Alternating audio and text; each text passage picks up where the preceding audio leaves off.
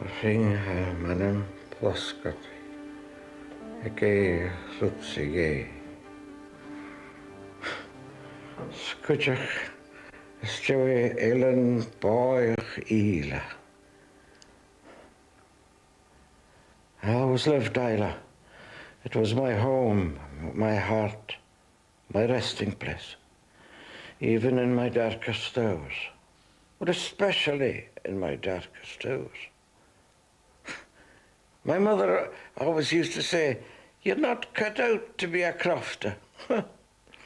Well, I was always more at home helping her around the house than herding cows or cutting peat. She used to call me her little Jacob among the Esau's. Anyway, I always knew that from the age of 6, I knew I wanted to be a minister. 6? Does that surprise you? Well, perhaps it was a little unusual, but then I suppose that most of my life has been unusual, I mean.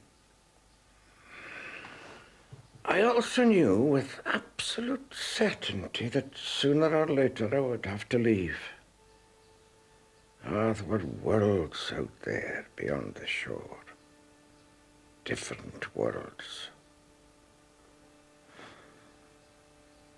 I could hear them calling. Ac ywys gaag don Caskie yn Chilling son ag an sgol yn dy lwm. Jeich blian as Jason vai the lia yn sio y golhau goneidjan son y fyna finishtja. Fyg yn Ballimore ffiws ag y mawnsin na aja anasach son Èideadh. Chapagíadach céim cosig of a sio a cwtioch céim injan. Colach le imig gael chai don Caskie hoca le crutchif vag a mas shimpli. A chwra dyref na da hannig a sioc o olhau goneidjan ga loch chicas gnach ro bwlach a crutchin an sa fibol mer irin. Sulim sig ni awn gyma bwynachach agos cwtrimach fysin ring aharach ag môr ith Caskie. Ielig ele sio le fi cwyddoch chrutchif an yn cthias dy fain sgan awn gídach an yn gíhach y fibol. Hasyn carsgyl ior, ach an roi iddo fi caran ro ddwa an y cyr achgric yn y fibol, y fydd glei emel ga ddysg go yn tŵdd. An yn thichyd sy cehed chai a hohorachig, mae'r finishtedd an yn niclis na halapa. Chadwg a ffata gys y sgia hyn y sgwylwg, y dol tosioch go parastia yn mien Canada, agos yn os yn greisydd ilarach argeolig an yn ffasach na heddhach. Charwa gyrach y gwrs at y mach yn tŵl ach gycynchach sŵas an cwtioch. Sylwm i gyn roig dal og tywg je siors yn dynnu y fag y fiawn. Charwa eich o trich gynile, sy'n y fach yn ylus yn roch y cohortal sbachor. Sian triplach le ile gro lumalan uachgareng. Agus le sin ha mi ceilach yn iddo dal Caskie fa sŵas, sé yn hwyrslyn y fyfyrach na nadjach yn masio, y fyg mar ialafaica dŵnia y fa janw ma agus fy ma ie. Agus le sin ha mi ceilach yn iddo rannig a hyn Paris, chan rwt anasach y fa y misg na nŵyrslyn môr, gyjaraf yn hwchlach, an y doedd fyg a colanig asling y faica, fo isiol fan y fa big. Fy da hwf cwyw fy'r digaram at finishtedd i giclus na halapa yn Paris. Da chwyd se minister alach unryn ach fat asafon, ach na dda niclis y lorach minister yn y cehed gia garichyd, gaf donol y nopr le garchas. Satan y galaf yn tiawn niclis, ach ceim na gas sias yn draj, ha yn bar safich a fôr myr y fai o'ch yn 3 fichyd blian sy jeich. Yn sio, Jefo haast blas te Paris mar viega sna trichit. Wel, chynnyl chic fys y byn chalaster môr ydy'r bo môr yn hynnyl yn ile, agos yn tartio sio yn y rwy bagard yn Paris. Ach asi cydnaing fo iglis na halapa chyn chyn y ffarastio caran arad sio, chadog a ffata dy gol Caskie ffangistiach eith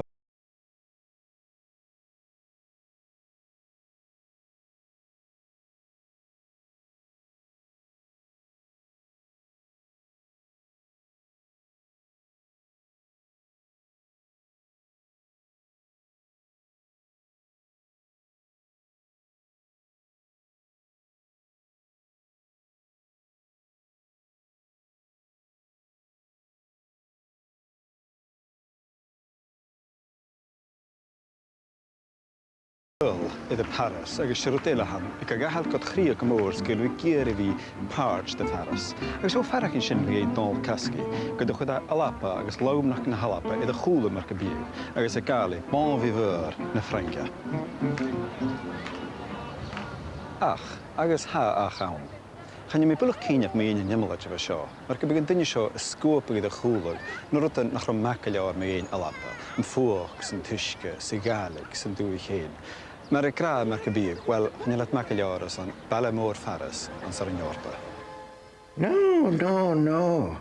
I had not forgotten Scotland, and neither was I ashamed. I was an evangelist for all things Caledonian in France.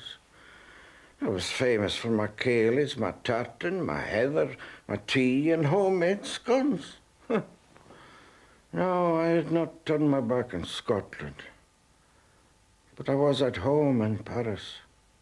Not in a passive way, you understand. Oh, far from it.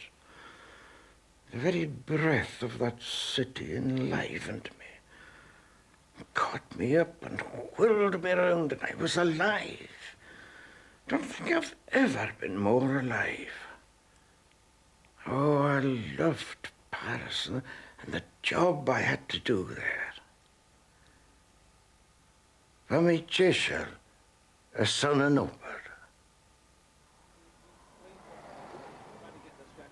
There was very little supervision over what Donald Caskie did in Paris. In those days, if you were working in one of the overseas postings in Europe, you had your own little kingdom. You got on with it, and nobody really told you, stop it, whatever you were doing, as long as you were bringing them in. And he was bringing them in.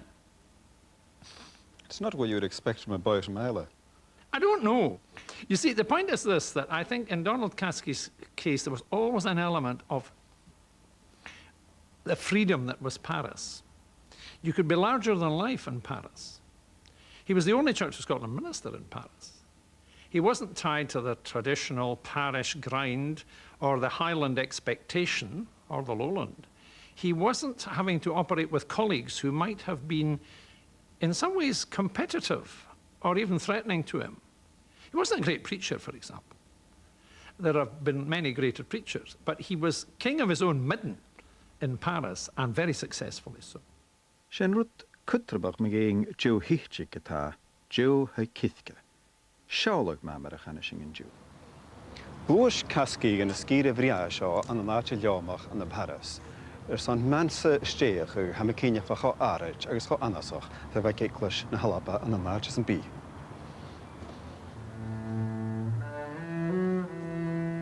Bonus a nátio spatial sio ma Donald Caskie et ol liadach ymach bwy na hiclwys an sa fel y fod.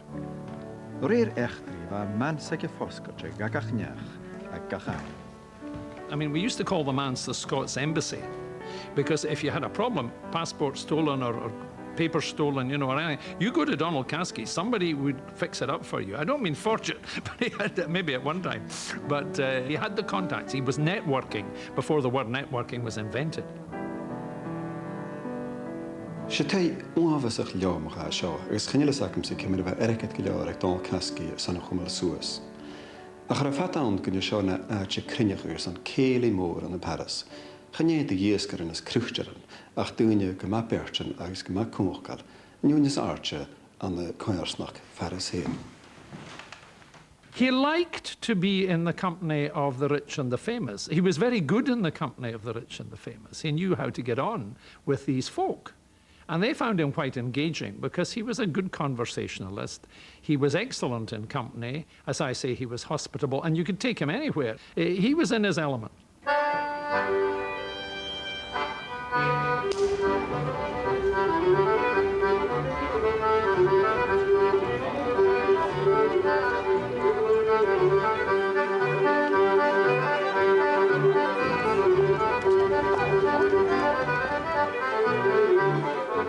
Dawnsach yn gelach y Caledonian Society has the dol in Paris and Jew. Ach ac am gael van a reilich yn sioag chis fiang behe hwysalt yn y nŵr. Ans na lai yn môr y jedanacht mystanig yn cocu, ba ministed oca ilu y corst y glan hen le loch gyfel y fod.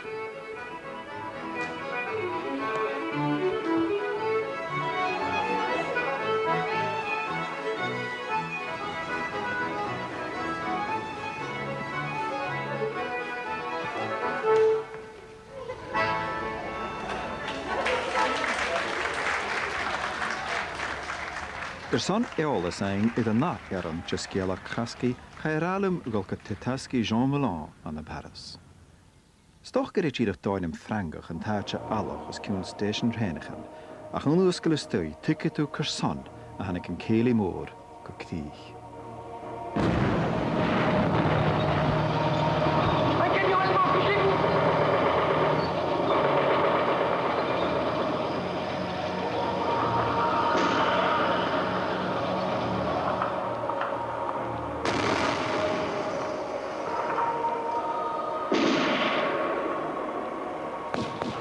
Son díadach nu a chiú na Jalavan Kerst gan chocu héin, a thuicistú na gúling na Fhraingach.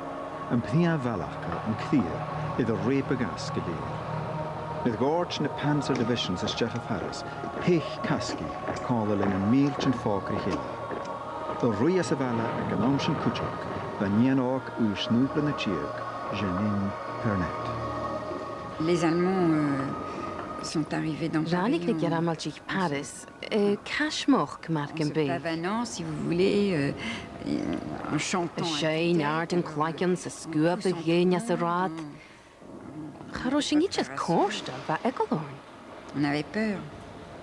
Cála Parentan, charo tug ille ag Janine Pernet, ach tchichig a Paris mar a bheanna ciatan víltin ille.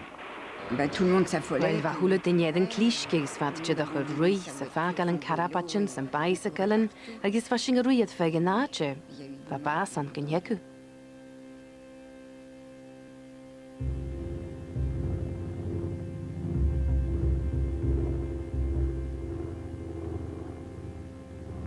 C'était impressionnant parce que Fashing trein hele o regin yn naum van a spread ar yn y bwlig, sva tehen gan lygar. Va Ecolorn. Lynching and Dolocks can I get a magic as J.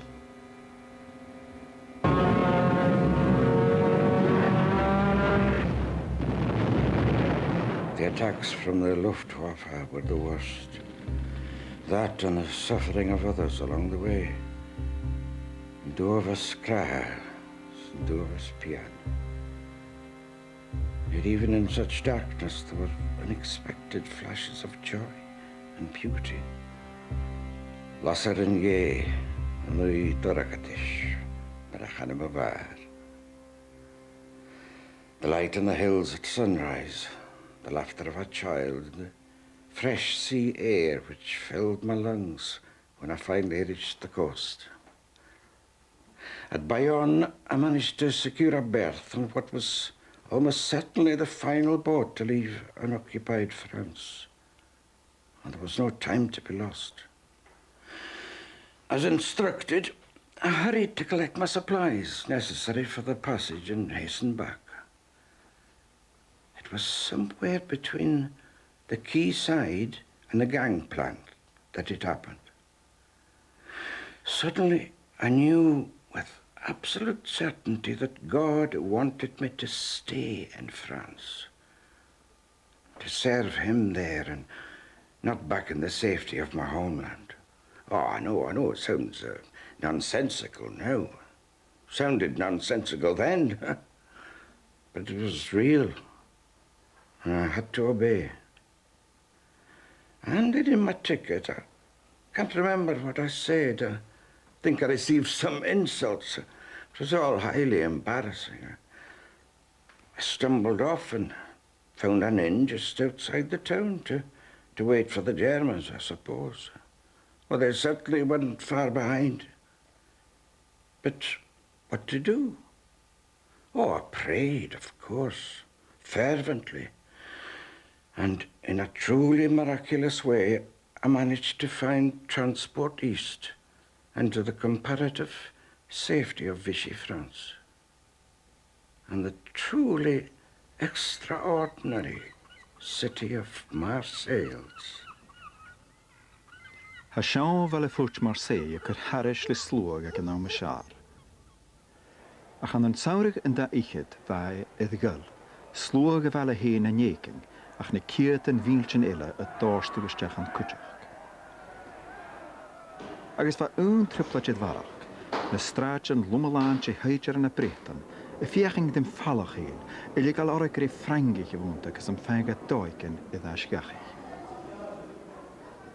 Gytrich gygiwlang lot yn ysfwl o hoci yn ystes yn dwych, fan y ffyddsian cwtch a Dunkirk a lai a fanachw sy'n basachw idd na stracha. Mae fa ffeim y gyfynistedd idd achig bwyn by sio hwyd y ministedd cohanol idd yn ro egin fôr. Agus an chun scíide seo feiscin na dochcíchan an na Maise hanig dal Caskie an Taiseach. Chula gur an na American iad tucalach gúnach sias, agus bhésan is an sin oscail gas úr a dhíist mar mission. Ans na trífiad blian na haidagol siachad chanel móran i ddaharachug yn y rwyd i ffa. Mae'r fai, get na chilbwlach. Tharwyd ag yn y yn sio. Hai yn sio cersgaliors yn Dewar, a chanile idd yn traj. A mission yn Charlotte ar yn enamol y Caskie iddi fydd y hiwndag na hospital. The dear old seaman's mission. Has it gone now? The original building was quite extraordinary, you know, but wonderfully suited to the job in hand. Dormitories, simple toilet facilities, and a large open kitchen where I took immediate control. From the outset, there was no shortage of clientele. British merchant seamen and stranded civilians were thick on the ground in Marseilles, but it was the others. The illegal and unwanted servicemen, many of whom were literally starving on the streets, who were my special concern. We took them in, we cared for them, and I know we saved lives. And as our activities grew, so did the suspicions of the authorities. As police raids increased, so did our cunning. Perhaps my mother was right after all. I was becoming a wily Jacob among the Esau's. Fy barach gysbarach gŵnia yn y fentlieg yn fysyn y Caskie o lor o cwr. Fan y slien Tchechi yn nysgyd yn gyda doi le cwri yn môra, mae'r yn dochter ys y fileg efo torch eniam Èideadh yr hyn, Pat O'Leary. Fan rad eniam o'r gysŵr sa agasan y croch y gymor idd leid dol Caskie. Be gêm gyma cwnart ag efo sionisht, le sŵl yn gestapora o las y gynch. Sŵgl dorach ys Dewar, Fallasan, Cacarsan, be ysbas an yn cwrch yn Fallaiche. Seo an caffi an na náte Arabach an na Marseille far a beag na Britanniche bheag Cheeseman as a Fhraing a caineachú son an tuairisme géireach leis an uaimh an tuirce suúrsa.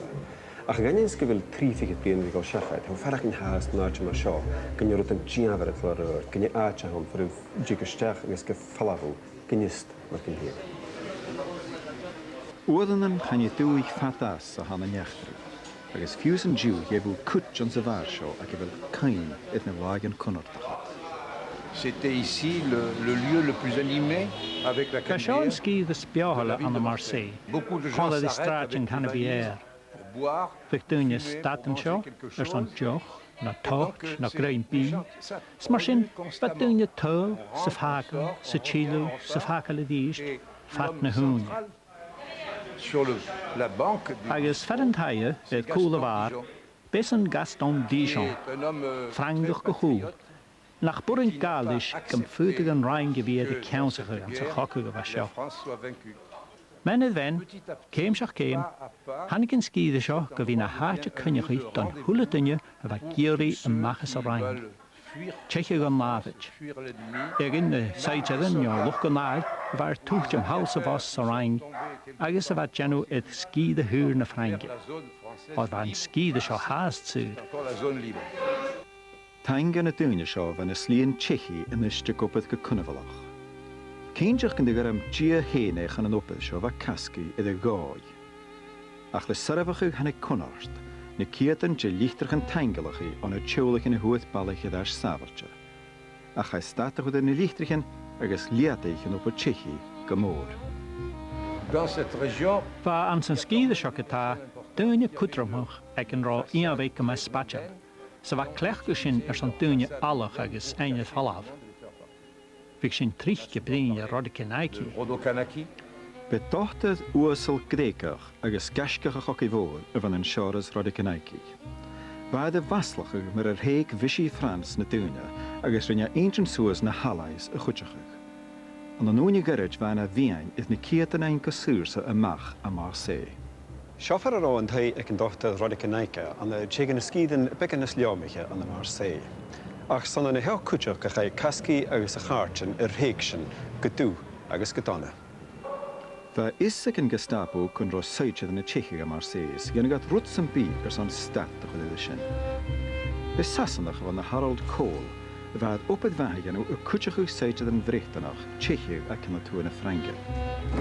Ach gas in júine le glé afarasach me géin, ba cos cús erecad, sva cús vornich me hemich. Ba fahan an cúteach an roa gutch erecad, a briacachu israchad agus na smisse bulach a tréig sin gúine. Sgai cól a hort an na seoch an an Haute Clocque ar san chisnacha. An feigad cintacha bad a dul go bharabhag. An táide háast berte leis an nechtaí, táid sin na bhaigin na galaf go chóirta.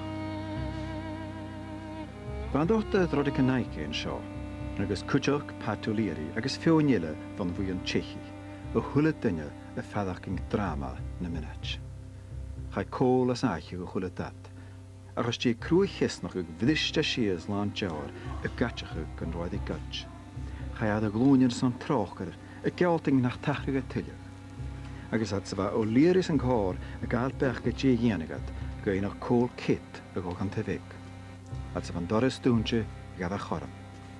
Go dídig tronúneach, léime go súrsa tarsing na háirte go tui iad an debhaul agus as a sin go háirtin na garamaltí.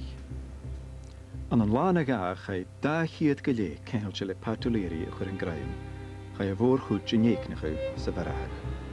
Ba an slí Chechi iad a míach. Chai Caskie héana chud an graim agus a hortid bialamh na nútaras an an dún a bhela. Get nach de ghearabh trúd san bí, chai ein cintach agus dáblíon sa frísan a churéir. Gúteag a seo a hechnach at sa ghéanaga unrút, opad ilical suas agus Marseille ácal go siiri. I was sad to leave Marseilles, but there was no turning back. I was an undesirable alien, a dangerous element. They pushed me on north and east, safely away from the coast, to keep me out of mischief, I suppose. So, I came to Grenoble. Sé baile uafasach bdia a hana Grenoble, ach bhain cocu I chearst go fúlteach an seo. Ba Maurice Boissapan na chenart iad an resistance an seo le 600 saite fuia. Nis barach céirfiget a dé chai haast dat al gan chlog gach seachgain. Sé cuairt glé chosrichte a seo. C'est moi. Iad a héalacu an seo ha Monsieur Boissapan eile a thug an Gestapo an gréim go merachach na Aitken. Évidemment, ce n'était pas... Bij vollesoch nach roier tu vanavond. Sanne wij go mór san an resistance. Maar sin, wat kea. Ach ska nach Schalligin Gestapo troch gedoor zijn bi. Ga je waaruit? Ha paun aan de Grenoble ach aan de Genas. Kan la die Cheeseman la Grenoble. L'agglomération de Grenoble.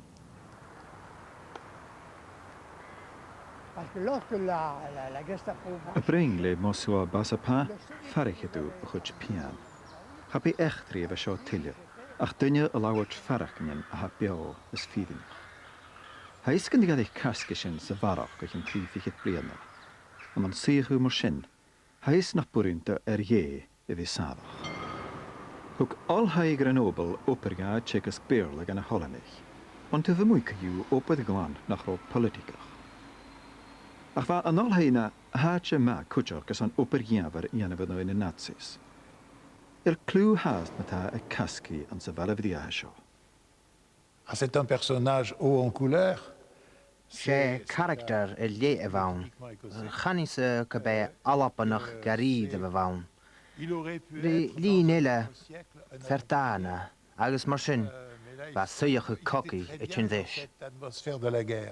Feiscid an allhaid thug an Nic'Ill seo dachaí spiritual de Caskie, agus chom opar na suúrsa a háise go ríist. Il commençait par servir tous les dimanches pour le service. Be eiclis áhaisteach a bhíonn doiseach ach nuair sin bheith túine go fallacha seo, C'était de dlí Valence, Roma, Grenoble, Ná Ansi, mar a bheith na túine roiin Grenoble, céime tlá ná inche, ná pic an uadan chuiseachatan. Sin a rinnead ans na sellar na seo. Chud áda bhór te gúne seachat úne gadaisiúnta.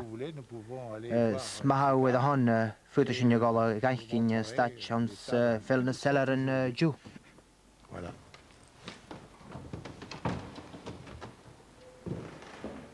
Sharut enkentach a Aonghas céime gáil tarsing talla iclis, sto héin einke lichtaral ag doras sa steach a geachtarí.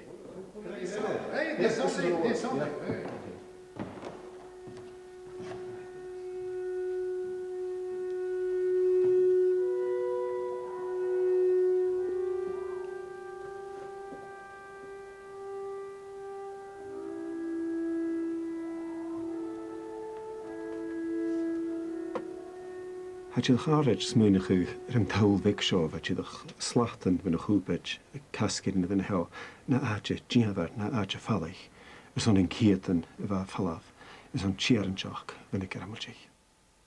Stoche na joishin kan romi kar me gahal. En je kaskach daar hier van. On peut être, oui, on peut faire preuve d'héroïsme. Futa sin ra croa gaskal, ach a chanin kre gaskach a bhaunje. Jere bheith groa trín, groa iascaí, groa gléasta. Súla mí cré tunne uamhasach gléasta bhaunje. Agus fere rúide cogúnú go lua. Agus a bheith má iad nátar gúne a scrútach. Fa gléfa iad a bhí cumal smach gyd gráin. Van gáni dóiaige iad rúta bear, húcal a suoach a sabí. C'est un homme qui aimait le... Sé fer a bhain na bheith déal iad a bhí dulice de tuliatas. Ba jo hullis a bhí sás an nopad dheamhar, agus bheith a gáid a lúi pa nopad dheamhar seo le féoinile. Sé an duliatas le Caskie agus no Dewar go bheith seo ha cineach nach ráid ar hénig a hon. Sé siadach minis le bhain Giannu ar a bheith sonnig Giannu ag an nám. Bheith is an feici mar go bí garam a tín bheith dia héin is an dúine chutechu, agus chanán bhó rialt is bhréchtan mar go bíag. Bheith a Giannu na buringa ag an nám, agus am cineach ag amanan go an na professionalty a bheith copad gan a rialt is is munjin began a berge as unis. Ach amateur ána as, va an narút ar an Caskie nas dáine buloch. As ciún Barber an an gynna na Fhraing, seo an rád at al suas go aitris an gynna fort de le rabere, prísan far an runnig garamatí cumma le cietan J. Frísan ich fréchtan. Nisha, as a leor de tartan pimpernel ha Caskie gra tín an heach matrichieth chitánig náid an hapaj. I genú Sgrìobhadh agus as a bheca aice go aice na bíblan agus na luíon agus cuteach na inealan san na chominachaí. Ach a bharach go rátar isteach go nist mar go bíag feilichan agus ára agus an i genú Rápa agus cuteach inealan mar cróbar. So son me cietan bhean dúil a háte mechas an háte seo. Chuticha agus réine sin, scialach go dí le léveh. Ach an tíadach scialach go bhain? Ham fisrachuh siimplice lear. Bhean a cietan na prísanich an seo ag dún lar a bhéire agus bé Caskie i ministe bheith an fríhalach. Thug isteach ruta nach rocéitichte uchge as an cúteachu go súrsa. Ach an láthúir a rahah gon te go rámsachu le na Kerr ag a dhéite. An a Nic'Ill, léma sias cléatheich na penneach a chur an stúdíabhar iad fallach a túh strúhan cas uisce. A tíad go bhealach a díist, chunaice sanna chiad úr taul átriche sin amach a cric van an dúin. Nam feig na prísan ich chun an tunnel seo, ha is gom feig na cietan iad fallaf. Ha dúine iad ar agur a tíadach scialach go bheith sin na Caskie. Ach le cuteachug iad ar hengachar Desmars, thuil míon tuair seach an fiachain feing amach. Pwyd lwm gan ro un duine 4 eolach ar an áte seo. Ha Patrick Ruffino a coed as jay gŵr yn sio, y farach iddi byna ddwyr parker. Channeil sian a tacht an seo go nisgasan. You explained to him where from the BBC filming this thing with Donald Caskie. En approchant du fort, est-ce que c'est possible? Est-ce qu'il y avait vraiment... Son scialach Caskie Èideadh, géimig sin cayú an tault agus an tunnel a lorach. A chud Pàdraig Statorn ag an ált. A réirsan, chapuring da Sgrìobhadh go ard seo suas a bhéin. Au niveau du fort, il n'y a pas d'eau. There was no stream. No stream? No stream at all. What about the story of escaping from inside, out, tunneling? Il y a une possibilité qu'il y ait eu un tunnel. Ba Pàdraig a chearst go tseicfach man tunnel. Anachal úr san bíad a bhéin, chapuring ga crutchan cyn si gag duine san bí cloch tran chric chrúi gynist gan a geart. Charach gráich yn y coed ma, ga sgialach gáid. C'est pas discret, quoi. Je travaille beaucoup sur la Seconde Guerre mondiale et sur... Amish a dhechtri a choci a scrútu agus brin a se dua a scúne a hafal trúan resistance agus sé suiachu gama comant a haun. Jé grún vlianachan chanel cúine cheartachcha is go jé hachad, go minatach.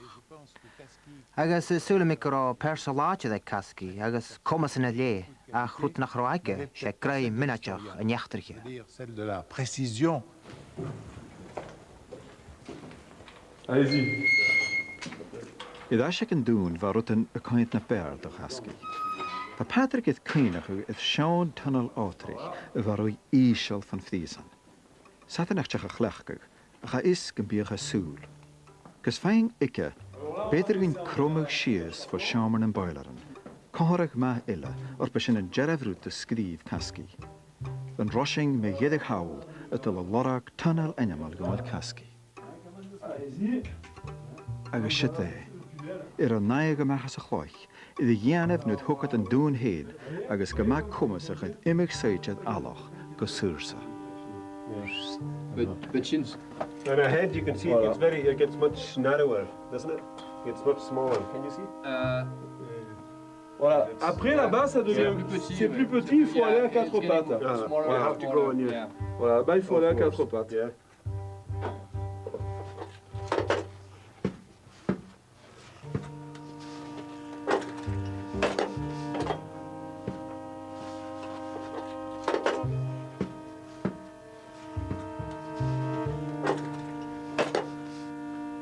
Agus yn y sŵrsa yn diw, 3 blian ys diw i graig, arad i fi yn sy'n tunnels yn tawfeg a sio, fer yn dŵr tor seidr yn a breit yn go sŵrsa tank dy gol Caskie.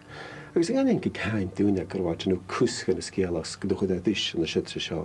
Haniding siesaf gan dy heich, cwyw siachyd dyn y gia carichyd, as yn ad sio go sŵrsa tank gan y dyn sy'n a ila.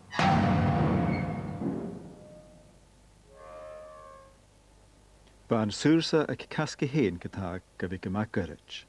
Ond sy'n gyplyn da eich sy'n ga, chai chwyd yn greim sa hatig yn Fhraing len y Nazis.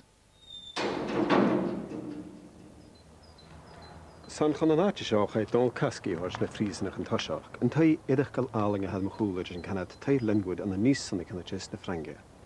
Ac edrych hai aling iddyn dyfy mwy, fa gyma mwafasach na Fhraing. Sgrif Caskie cwntas eicloch ar y nawmwch oedd a siachad yn sio. Tai na dŵrsa yw edd. Glasht yn siomrich yn isel yn taia, lyc a sŵas wylig Aonghas. Sgrobe ffachlwn jedanoch edd bala y Fhraing. Enyam hen agos cwyrin gan sgriptar. Na byg eiclorst o'r hamish yn malarwyd, jer yn jeirna. Mi as yn y station an y pris an ela, hachad e le pris an ach ela fa edrych fi an y villa Linwood. Van Dunischen at de chur asca heen hutje, laan ikkel nach schissige brúchalas i Gestapo. Va het alle jarig eigen na de state e levig rotte ved de valla. Een tex i gag Caskie. Ha kutje draag over sjånes kollige le fiction na feeding. Sa shinterev i geravig. Ach an oorsen gundul. Hoosjen kid golostjach gan e sjomrigen isha. Va tjide garage. Gavorken de gaharigen taartje. Al nooit jeuk dat ik het sigaar. Van sgiala Caskie in de jarabig na Fhraing to de cella.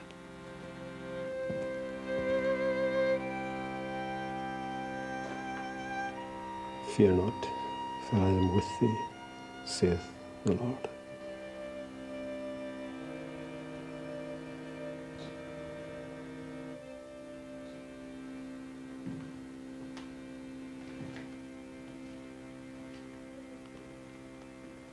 chwilrwyd ddíadach mar ysgrif Caskie sy'n Dewar. Yn sio chwyrad dynia chasmach fat laion cys yn hwchte gyfas. Bydd mo chwlwf yn sel y Caskie hen. Chan o'r o sisaf yn sio gynnu fi chri ddys le Haute Clocque. Y ni ddyn uafas achad moch o olc sa han nabi le nabi. Ond yn began hechgan yn chai Caskie y glwysad, gan dŵl, gan Èideadh, gan ffris an iargalta am an San Remo. Char o laion na oinchin yn ddiaf chateref ag yn ílach, y fannach le aithris, le hen, be siot iref oinchin yn daracha yn anam.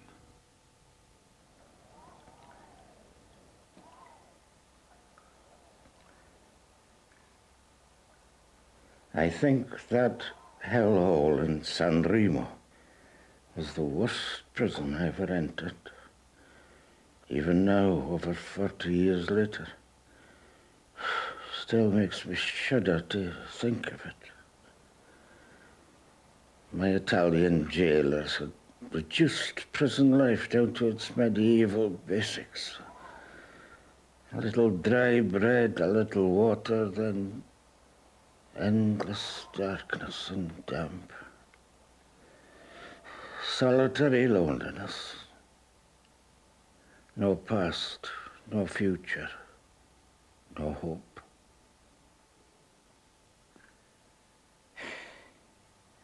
Yet even here in this pit of despair, my God did not desert me. As I lay on that bare rock floor, my inner mind took life. I remembered the scriptures and meditated on them. I saw my family and prayed for them. I looked again to the hills of my beloved Isla and thanked the Lord for all his goodness, past, present, and future. I'm still not sure how long I languished in that dreadful place. Months, years, mind plays tricks. Eventually, I was hauled from my cell and handed over to the Germans. It was only later that I discovered I was on my way back to Paris.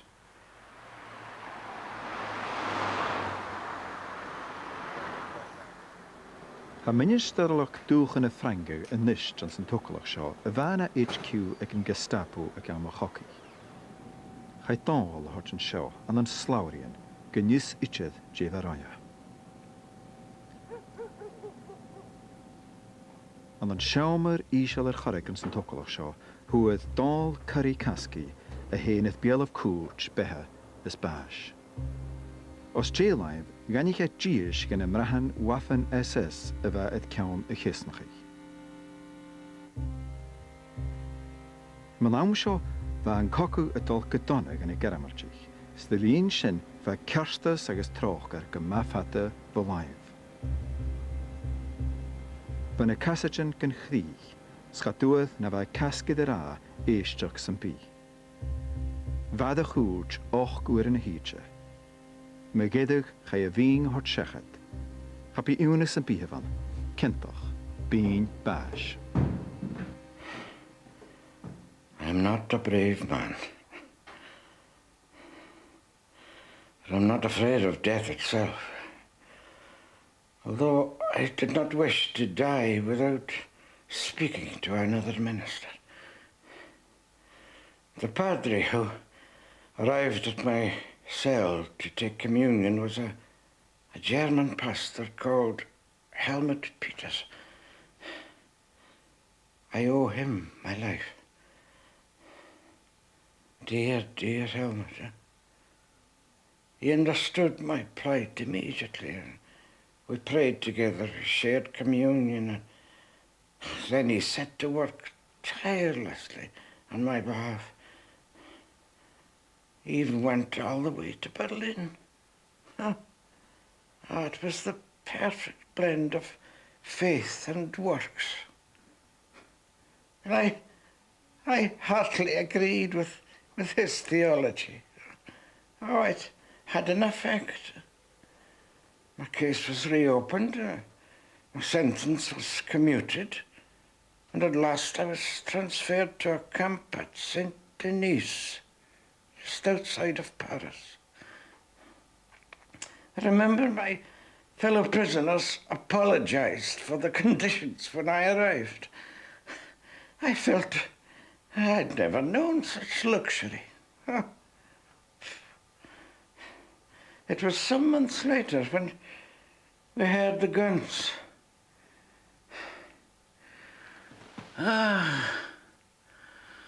First the guns, and then the bells.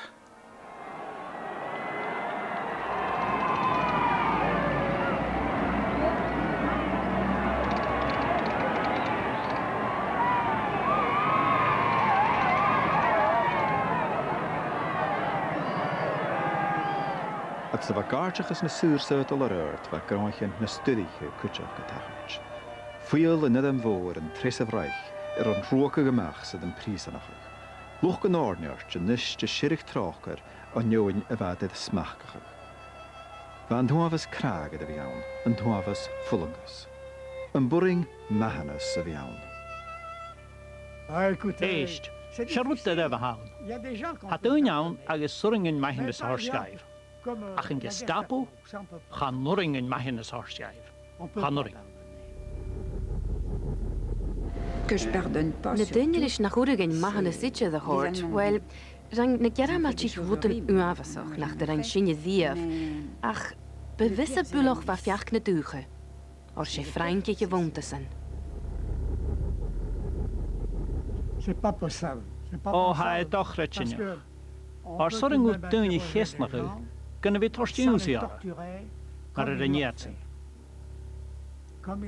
Maar er niet. Hij toch retsinja. Gaat je nog bij hooggelegd? Feimishing mahan is a hort gaif, or maha granjak in jer dynje gai, bekokkie in ak in je gai. Ach, gaan nuring ein wuten marschine joch nog u kushiori.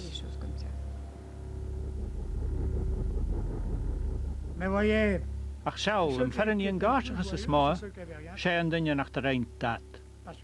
Maar eerst in de Rijnroetiken, had doen en een smuinige in een lucht geulig alaaf. Had doen en in een ninja.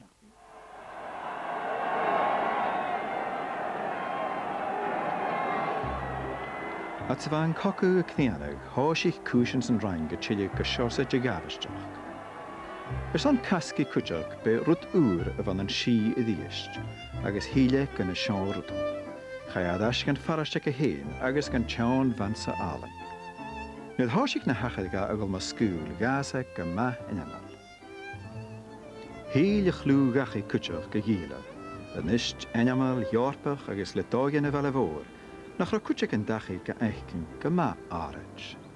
Waar, we gaan zingen goedachtig vraar Enrik, agus we moeten kopperen, ik Enrik kan agus ze toen je taal van dal, we gaan kost blazer een taal soja, agus kosha junig moor arin, je kun harushinje klechtje de minjes om richting drestje maar zo, de minjes om ons gailtach als de hinden in wij het dan een kaartje onder doe, want je gaver kochtelijk rifie.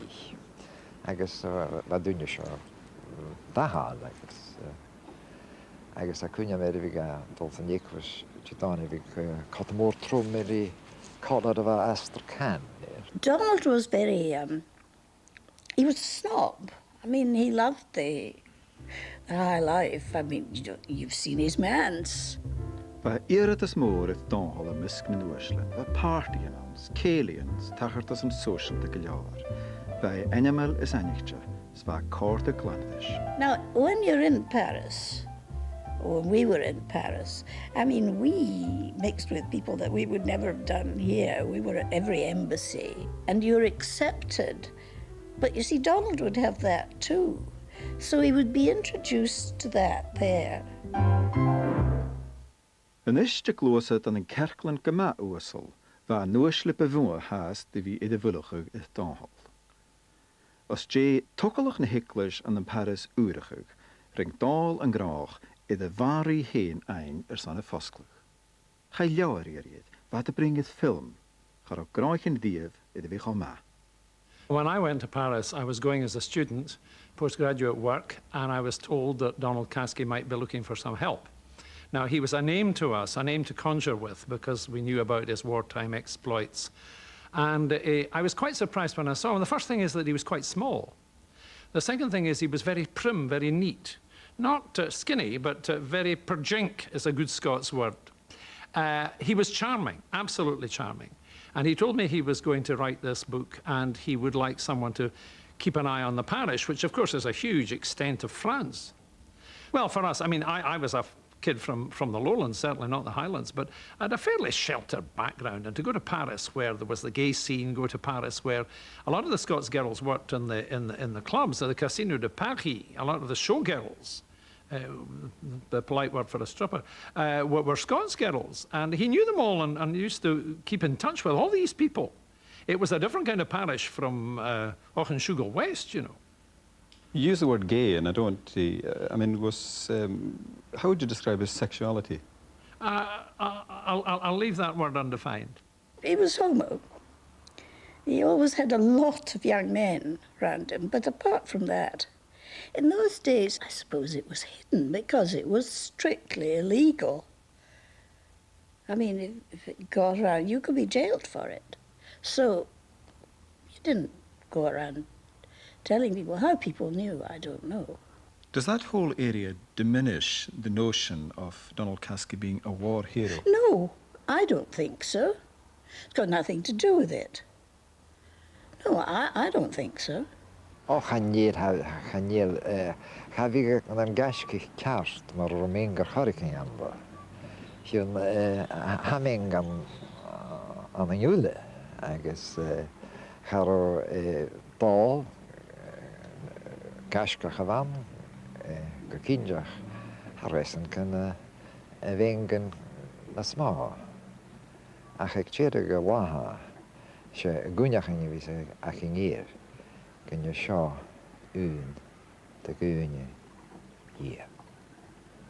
He didn't claim to be a saint. He claimed to be one with the people and for the people and on their wavelength. He was very unjudgmental. Very. Clachir, going na Sunday fig. Village na Crew, Aonghas. Song of Solomon, chapter 2, verse 15. The little foxes, see how they run. They whisper in your ears, they flatter, they distract, they spoil. Perhaps I did get too full of myself in those days. Perhaps I did overindulge, stray from the path, make friends with the foxes. I don't know. War does strange things. No sane person would want it, but it pays you down, it focuses the mind. You get rid of all that unnecessary baggage. Nothing in my hand I bring, simply to thy cross I cling. I thank God daily for his forgiveness. In the end it got very silly, very messy. I knew I had to leave.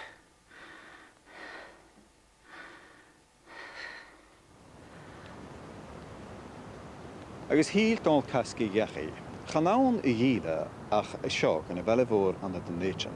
Agus Peter a rud go matúla dhéanamh hin a bhí díadach cumanta. Minister Alba a misc na nirid. I think he became small scale, having been a much bigger man, and not physically, but in every other way. He became just another struggling parish minister, and he hated it. He hated it. And he missed the glamour. There was a bit of Donald that liked the glamour. Os sé úne gyrrid na viniste an the Wims Bay, lig dáhol ghethe griach, tra. Gandach is stéhichte ga gurich an seo an a club riel na halapa an a donation. Sé aide lé lámach a hanna dú, ach na bhedáhol an stáchan nach rá bulach op dias cha dachiel. Romanan car an laum le lehpanan iering. Bha fuach go glab an donation agus charó mar an áirice deite agus bha tíracha fiachin a chula bhathe sé dhéanaar í tí bhaite agus sé súil poch go bheim agus súil uaitineach. He wasn't a great keeper in touch in Scotland. Now, I don't know why that was.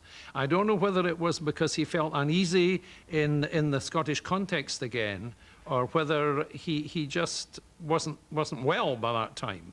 I met him, I think, 2 or 3 times, but usually just in the street, and I would say, Donald, I'll come down and see you. Sometime you should do that. Now, for somebody who'd lived in the house, you know, I found this odd, and I wasn't alone in this. He was just Donald Caskie. He was a character rather than a person. To me, perhaps to a lot of people. And he had depressions as well. Was that connected with? I would have thought so. Maybe, I mean, it would be a payoff from the war. You don't go through that kind of thing and emerge unscathed. Ach, maar dhéirigh hall, is dúirt an dúirting amach ar ó talpach ferach in Cleasaiche agus bha Camara ísio an san Yinjin agus ruaran a rig a seán a bemór ha vig a cumasach siambar leapiet ácal agus a tsechiach fin Díle Fuaim a chocaí a seán. Leis héin, huaith dáil tíaranseach na chaine, na líchtrichen, na leirichen. Maar is moe levens meer is gegaan is met een rottenshow. Hij me feiking gewoon 4 isal agus we feen in weet dan Caskie. Maar ik roe grale scheen naar een moer is gaskelerin kaum hockey. Na groot makeljaar. Ik feen me skielach je een fiction. Zo is het aan de reale. Is egal.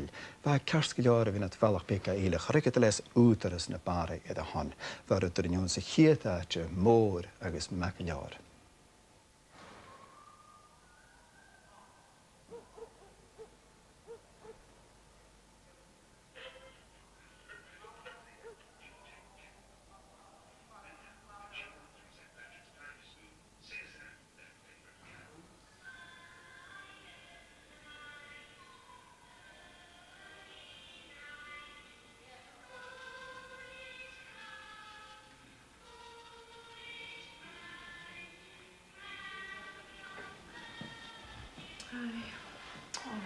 Really?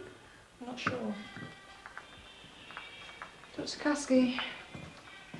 Dr. Caskie?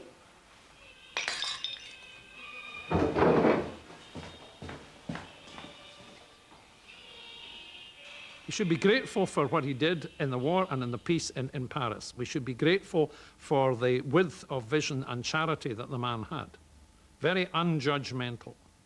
We should be sad that when he came home there was nowhere for him, because the structures and expectations of the traditional church didn't really have a place for him. But he wouldn't be the only one for whom the traditional church, particularly at that time, had no place. Gifted people, people of wide experience of life, for whom the traditional church really had no place. And that was his tragedy, but it is also a judgment on the church.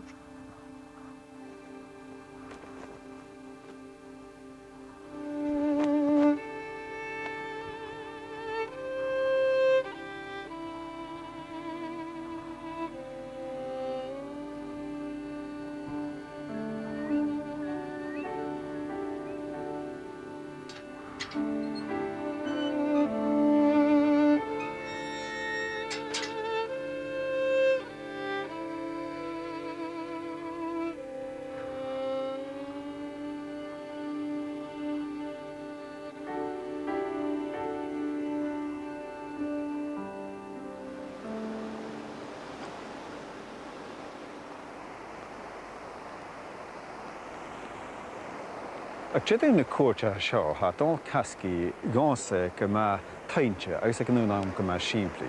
Ha nuair an direh ha mi cén go leat sóisialta agus mi géint ferachgail. Ach na ddech gael ynysg ga, siarwyd y hachad y Caskie, se na dy beter ga, gyro crachaf gyliorica ys an graag y helting co o chwchreitran. Agus am eisiau mynd gyda'n togl ceist ma'n geinsa agus mae'r jyn ule. Y ganyan chol lac sa hasyn ule. Y nŵr yn gynio rwyt yr un Caskie i gianw agus ysyn graag y helting yn siarna agus ga'r chwchreitran.